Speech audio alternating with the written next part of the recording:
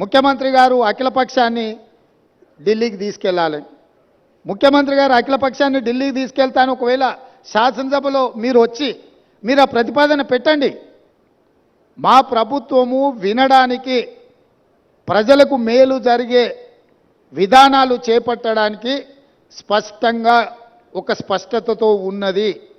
మీరు నల్గొండకెళ్ళి గక్కడేదో సభ పెట్టి దిక్కుమాలిన మాటలు మాట్లాడే కంటే శాసనసభ జరుగుతుంది.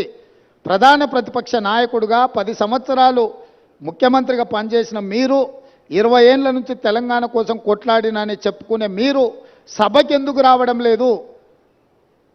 ఇవాళ బెదిరించి బతకాలని చూస్తున్నాడు, బ్లాక్మెయిల్ చేసి బతకాలని చూస్తున్నాడు కేసీఆర్ గారు. మమ్మల్ని వెంటాడతాడంట ఆయన. అయ్యా రా, మంచిది, మేమేమో అల్లాటప్పగా ఏమి ఇక ఆ కుర్చీలో కూర్చోలే. ప్రజల దగ్గరికి వెళ్ళి ప్రజలు ఓట్లేసి ప్రజలు ఎన్నుకున్న ప్రభుత్వం అక్కడ ఉంది. నీలాక ఉద్యమ ముసుగులో మంది పిల్లలను చంపి మేము కుర్చీ ఎక్కలేదు. చచ్చిపోయిన కుటుంబాలను ఆదుకుంటూ మేము ఇవాళ ప్రభుత్వాన్ని ఏర్పాటు చేసినాము.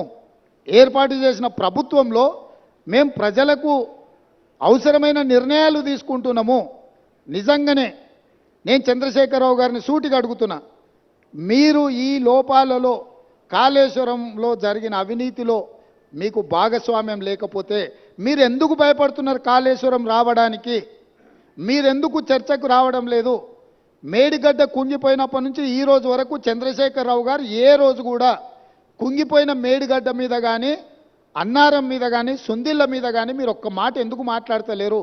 శాసనసభలో చర్చ పెడితే మీరు మొహం ఎందుకు చాటేసిండ్రు? అదేవిధంగా కేఆర్ఎంబీ మీద ప్రాజెక్టులను అప్పచెప్తున్నామని చెప్పి మీ కార్యదర్శి గారు మాట్లాడిన విషయాలు ఉత్తమ్ కుమార్ రెడ్డి గారు లేఖ బయట పెడితే దాని మీద మీరు ఎందుకు స్పందిస్తలేరు?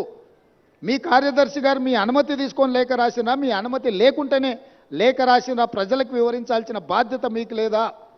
ఈరోజు కాళేశ్వరం అవినీతి మీద చర్చ జరిగినప్పుడు ఈ అవినీతి గురించి చర్చ జరగకుండా ఉండాలి అని, ఈ సమస్యను తప్పుదోవ పట్టించాలని ఈరోజు మీరు నల్గొండలో మీటింగ్ పెట్టినరు. మీరు మీటింగులు పెట్టి రాష్ట్రానికి ఏదైనా ప్రయోజనం చేకూర్చే మాటలు ఏమైనా మాట్లాడినరా?